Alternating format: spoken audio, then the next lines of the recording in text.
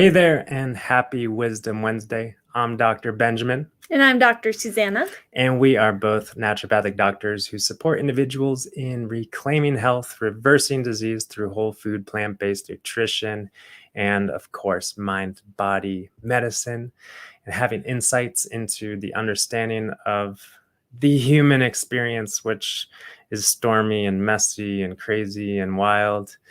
And those are the sorts of things that we like to talk about on this Wisdom Wednesday episode of the Alter Your Health podcast. So thanks for being with us. I guess that means I should stop talking. All right. Well, okay. So today I was inspired to share kind of a funny aha moment that I had recently. I was riding my bike, and it was the most beautiful morning. The air was so crisp and clear, and we had just gone through this huge kind of heat wave here. And we're not complaining about our heat wave in Colorado because it was only in the mid 90s, and we know that there's a lot of people suffering in the triple digits where there's no air conditioning and stuff. So we're not whining, just FYI. Yes, but as I was riding my bike and appreciating the temperature, I caught myself and I started laughing at myself because, I was thinking, gosh, Colorado's so great in the summer. But it was just probably 2 days prior, I was kind of freaking out and saying, Ben, Colorado sucks in the summer. It's so hot. It's so smoky. There's always forest fires. We should just go somewhere for the month of July because we're already not going to be here for August. And I was thinking we should just go somewhere for the month of July if it's going to be smoky and hot all summer. Because we had a couple of days of it being really smoky plus being really hot, and usually this time of year it's not. And we're not complaining. No. We're not lying. But I was complaining, and I was, in a sense, kind of really reacting to that weather and saying, this is not okay. I don't like this. We need to do something. We need to flee. We need to get away. Let's go somewhere where the air is clear.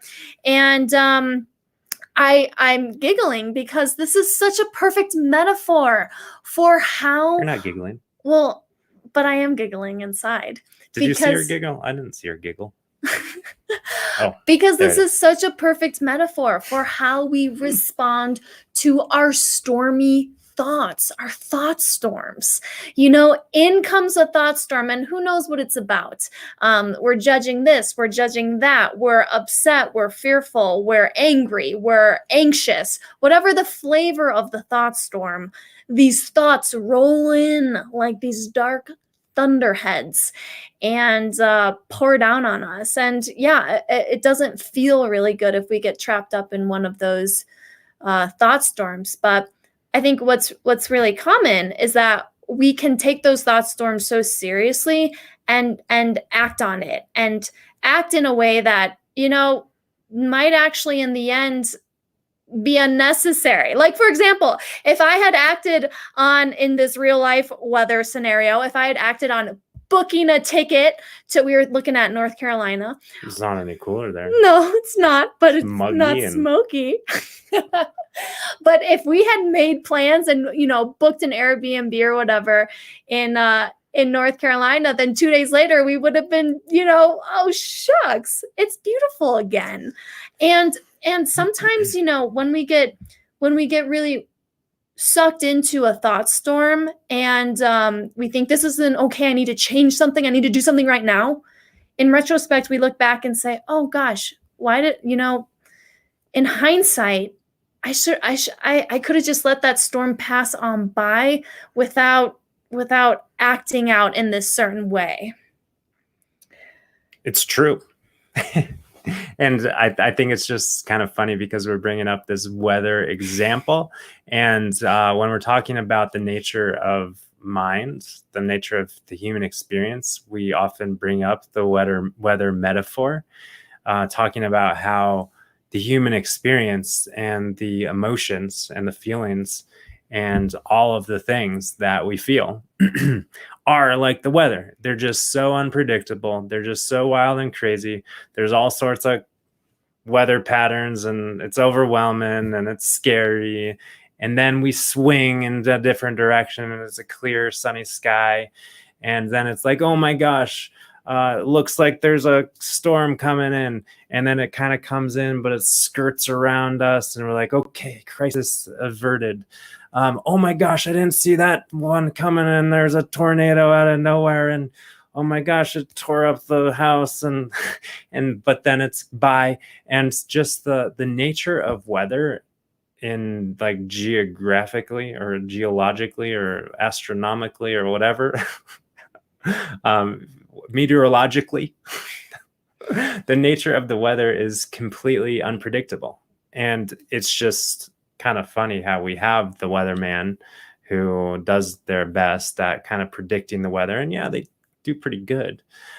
Sometimes some places, like when I grew up in Phoenix, Arizona, the weatherman was like, it's going to be 120 degrees and sunny. And he was always right in the summertime. But then he was wrong when there were storms, and so anyways, we do our best to kind of manage and predict and control and be stay on our toes. But it's so unpredictable, the weather. And that's the same with our human experience of life and emotions and feelings. And it's like, oh, that guy cut me off. I wasn't expecting that. Oh, I got that bad news, that phone call, and now I feel this. Wasn't expecting that.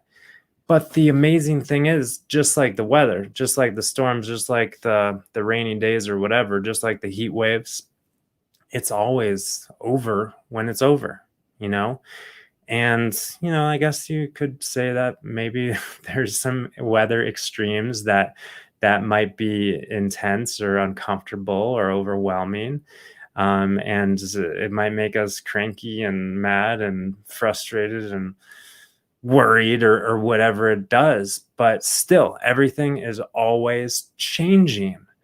And being able to weather that storm or go with the flow and trust that the heat wave or the rain, the flood or whatever it is bringing us what we need and making us stronger and more resilient.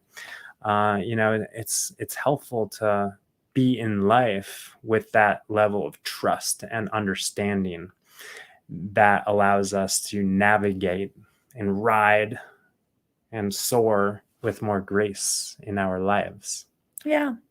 Yeah. And just like how it's kind of silly to get upset about the weather. Like if there's a rainy day and, for example, it's like Ben wanted to ride his bike to Crested Butte this weekend, and we canceled the trip because it looked like it was going to be a stormy and rainy weekend. And it's like, yeah, we can get down about it, we can judge it, but it's kind of like, well, what's the point? We don't have control over it anyway.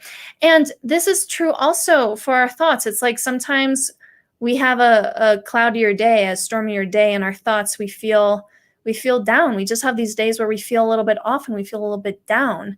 But the only thing that kind of judging it does is actually make it worse. Yeah. If we just relate to those stormy thought days as, yeah, all right, there's a weather pattern moving through.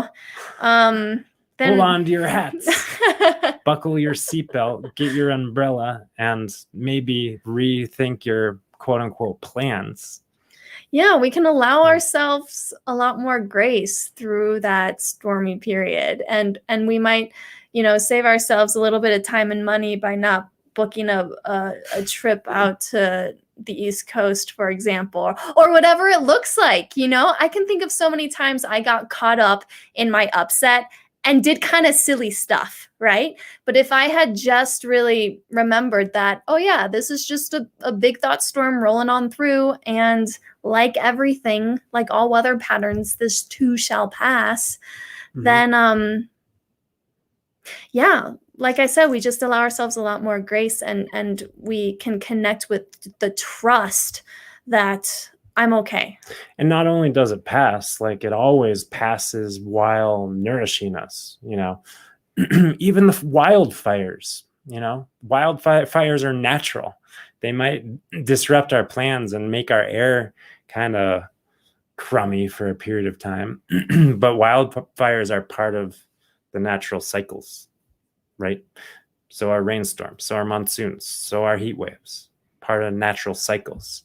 God, it's like amazing to think that some people just don't want it to rain. Could you imagine, like, that's called a drought, and then our and then our plants dry up and we don't have any trees blossoming and fruit and vegetables growing? Like, we need all of the weather. We do. And the same is true for our human experience. We need all of our human experience. There's nothing wrong with it. We are the only ones. We individually, in our experience, are the only ones who are judging and making things wrong. It's okay to feel and experience all dimensions of the human experience. That's what it's for. It makes us more resilient, more, connected. We also talk about this psychological immune system, and we go through things and we are informed and fortified, and we've got like a newfound understanding and trust of ourselves and our potential, and all of the things that we fret and resist and judge. In retrospect, we always look back with our 2020 hindsight vision, and it's like, what was I doing? So if we could carry that, which I guess it's kind of impossible to have 2020 vision of just the perfection in every and all moment, but maybe we could be open to the possibilities of that. Yep. Well, on that note, I guess the other thing that kind of goes without saying in this conversation around the weather, the truth is, in the weather metaphor, the truth is that the sun and the blue sky and just like the peace and the serenity and that kind of calm day and the calm waters and the calm, that's there all the time. That's the background. That's the kind of the canvas on which all of the weather happens, right? We are the canvas. Our true nature is the canvas onto which all of the human experience happens. And yeah, it can be messy, but we're the canvas. We're perfect. There's nothing wrong. Life is messy, but there's nothing wrong because we are the constant that can't be messed up despite all the things happening on us and in us and around us and to us. And the same is true with the weather, like the blue sky and the sun. It's like we don't, unless when we were living in Portland in the wintertime, it's like, are you sure the sun is there? But most of the time you don't really doubt whether or not the sun's going to come up the next day. You don't doubt, even if it's like a torrential downpour for a week, you don't doubt that the sun's not there. You know it is. And you trust that, hey, there's going to be another clear, clean blue sky sometime. Mm-hmm. Not sure when. So yeah, it's all happening for us. Any other closing remarks, Dr. Susanna? I think that's it. Okay. That's it. Just to repeat that metaphor, that sun shining essence that is your innate well-being, and it doesn't go anywhere. No matter how thick the thought storm might be, it's still there. It doesn't go anywhere. Yeah. So thanks for showing up. Thanks for being you. Thanks for tuning in. And just a quick reminder, if you'd like to jump into these conversations in a more deep, consistent sort of way, we invite you to check out and join the Peace on Earth program, weekly calls through Alter Health, www.alter.health/peace on earth. And also, if you're not already in the plant-based and stress-free Facebook group, that's where we record these live podcast episodes. So thanks for those of you who are hanging with us. And also We record these on the Alter Health YouTube channel. So thanks for tuning in. Leave a comment, leave some feedback, let us know how this lands, and we'll catch you guys